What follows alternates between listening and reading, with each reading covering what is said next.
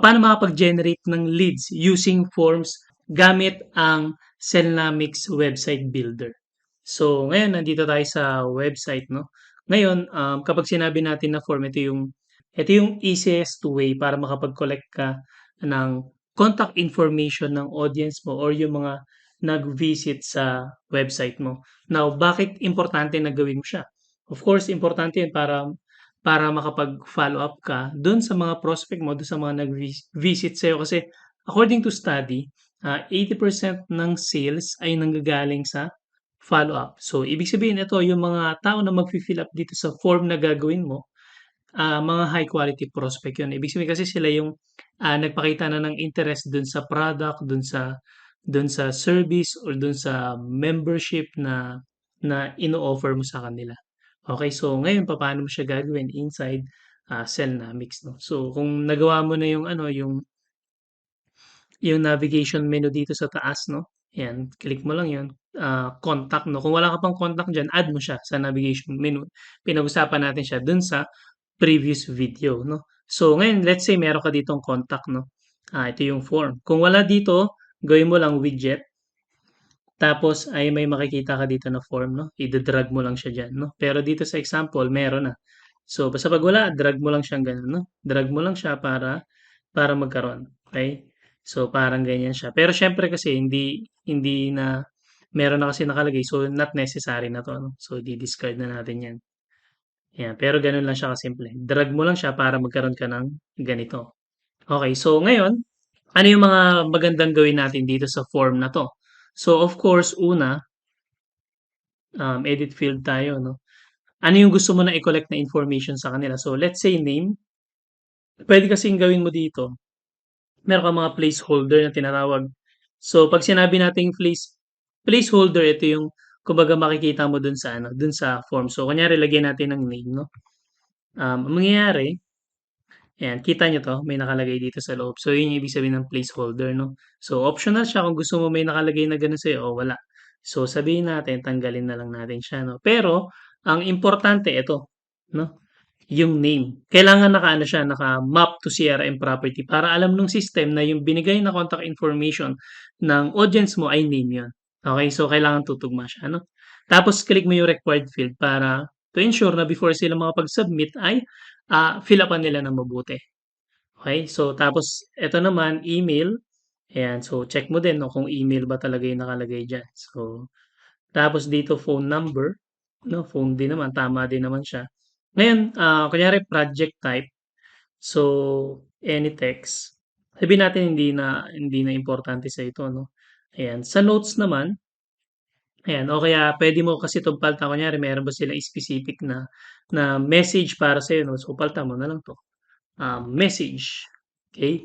Tapos dito, hindi na siya necessary na ano na ano 'yan, na may ano siya, may CRM property kasi message naman siya, eh, 'no? Kumbaga naka-personalize kasi 'yun, kung ano 'yung depende dun sa concern nila. Okay, kaya okay lang walang map, 'no? Ta's required field din siya. So ngayon, sabihin natin na kulang pa 'to, 'no, para sa'yo. Save muna natin. Ayan. So sabihin natin gusto mo din mag-add dito ng mga additional information. Kunyari gusto mo mag-add um, ng field, 'no? So kunyari gusto mo mag-add ng ayan, marami naman nakalagay dito. Okay, so puwede kang mamili diyan. So kunyari, gusto mo ilagay din yung ano nila, yung address nila. So 'yan, lagay mo lang diyan, 'no.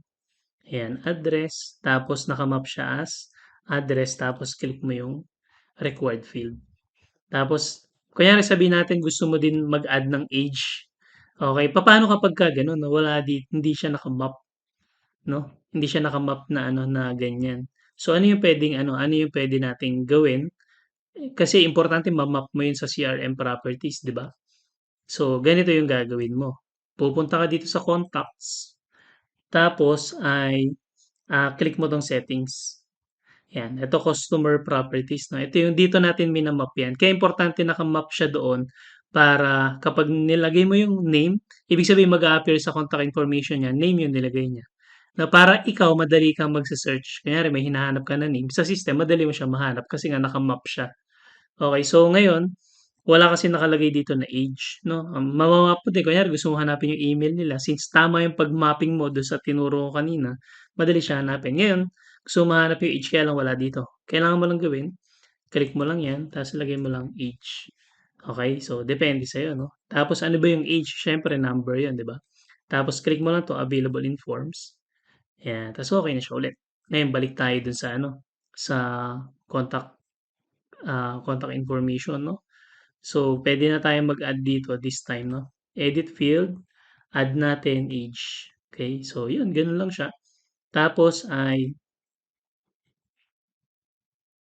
ayan, check mo kung naka-required. So 'yun, gano'n lang siya kasimple 'no. Ngayon kung mapapansin mo ay medyo mahaba ano, ang dami kasing nakalagay, eh. Ngayon puwede mo kasing anuhin 'yan, puwede mong tipirin yung space.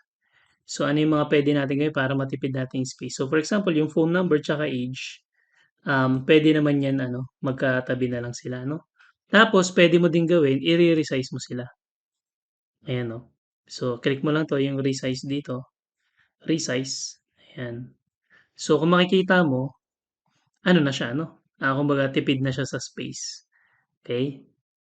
So ano pa yung puwede nating gawin, eto puwede mo i-click 'to, yung styling, ayan. So for example, gusto mo mas malaki siya ng konti, ayan. So kunyari gusto mo gawin siyang 16. Tapos ito kunyari ito 'no, border radius, yung ano nakita niyo parang ano, yung may curve. So yun yung radius na tinatawag. So habang tinatanggal natin yan nagiging rectangle siya. Radius ibig sabihin nagkakaroon siya ng parang curve 'no. So depende sa'yo ano ba yung gusto mo na itsura niyan 'no, yan. Actually dito puwede mo rin gawin na palitan yung ano, palitan yung anong tawag dito, yung font niya. So pero let's say wala dito yung font na gusto mo. So, simple lang din siya 'no, mag-add tayo ng font. So, for example ay, babalik tayo dito sa global styling, tapos punta ka dito sa add fonts. Ayan, add fonts tayo, tapos kunyari ang gusto mo i-add ayan yung Montserrat na regular, confirm mo lang siya. So, meron na siya diyan 'no. Ngayon gagawin natin, um, balik tayo dun, tapos click natin 'no, yung sa label niya. Tapos, nandito na yung Montserrat na pinili natin kanina 'no. So, kayang-kaya mo siyang i-customize depende sa gusto mo. Now, ano pa yung puwede natin na ano dito, na na gawin dito. So, sunod kasi niyan ay, um, right after nilang mag-ano, mag-fill up ng form, saan mo sila gustong dalhin, ano, saan mo sila gustong dalhin. So, dito kasi may ipapakita lang na thank you message. Pero what if gusto mo silang dalhin sa specific na page? Okey. So, katulad nung pinag-usapan natin previously, puwede kang mag-add ng new page. Dito kasi wala pa tayong thank you 'no, so add lang tayo ng mabilisan. Tapos meron na kasi dito 'no, thank you. So, for example, ang gusto mong gamitin ay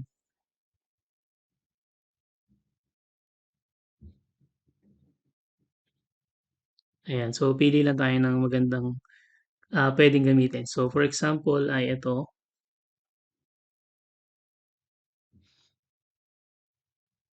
review muna natin 'no. Thank you, tapos ay ito, preview. Ayan, so puwedeng ganyan 'no, tapos, pili ka lang dito kung ano yung sa tingin mo na, maganda na swak dun sa ano mo, dun sa gusto mo na makita nila. So puwede rin ito, "Thank you for your, submission." Ayan, parang ganyan 'no. So sabihin natin ano, um, eto tingnan din natin 'to. So sabihin natin ito yung gagamitin natin 'no. So select tayo dito ta's lagay lang natin, "Thank you." Tapos click lang natin yung add. So eto na siya.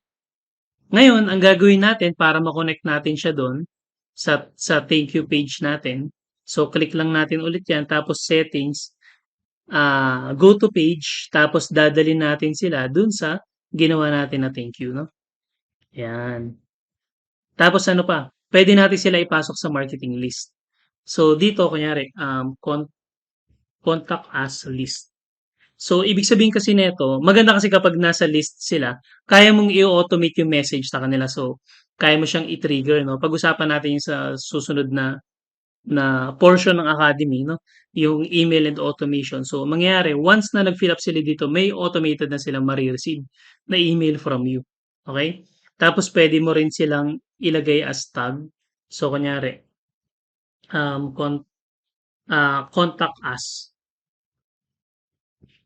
Ayan. So, ibig sabihin, lahat ng mga nag-contact sa'yo, no? Ibig sabihin lahat ng mga nag-fill up ng form nito matatag. So madali mo matatandaan, no? Hindi mo siya kailangan imano-mano na ilista sino na yung mga nag-message kasi madali mo 'to mafi-filter, no? Ayan. So kunyari, ayan, okay na siya, no?